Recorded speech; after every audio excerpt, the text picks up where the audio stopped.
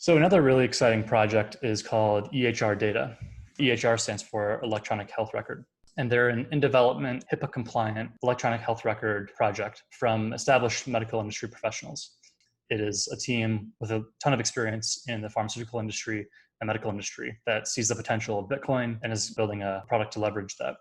So what they're building is a healthcare platform that enables patients to directly control their medical records. And it also incentivizes those patients and all the different participants in the ecosystem to interact. So patients will be incentivized to share data with relevant parties. You can imagine healthcare providers, pharmacies, pharmaceutical manufacturers, drug researchers, all sorts of people are interested in the private health data of individuals. And once those individuals own that, a market can develop and you can incentivize people to share that.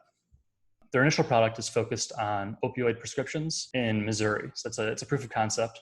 And they're aggregating patients' electronic health records in one location so medical providers can more appropriately prescribe opioid medication. And patients are incentivized to share this information through payments and rewards.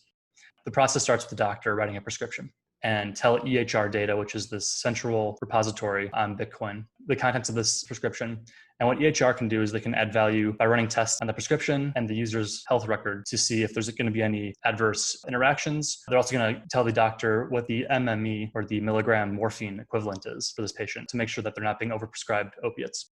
EHR, they talk about how ultimately they plan to have users' genomes as part of the data. So they could run very, very individualized tests for the prescription on the genome and see, do they have a fast metabolism or a slow metabolism? And that all has implications on the morphine equivalent. Once this information is on the blockchain, the pharmacy can then interact with it. Sometimes pharmacists are able to make changes to prescriptions. So all this would be happening with the doctor and the pharmacy being able to see the latest update on the prescription since it's all on this public database. And then ultimately, the patient, they get the right prescription, and they also can be rewarded. The way that EHR is currently doing it is they're setting up national chain pharmacies. They already have loyalty cards. They're going to transfer the balance of loyalty and give patients discounts, but this will be tracked and settled with Bitcoin. The standards that they create with EHR are hopefully going to lead to a GEHR or a global electronic health record, which will be HIPAA compliant, and it can be used to incentivize more innovation because the red tape will be dramatically reduced. EHR, they needed to do this on Bitcoin. They needed Bitcoin SV. They needed a public infrastructure. So private blockchains are out of the question.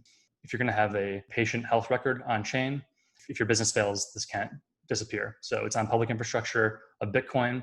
And regardless of how EHR Data the company does, the health record persists on.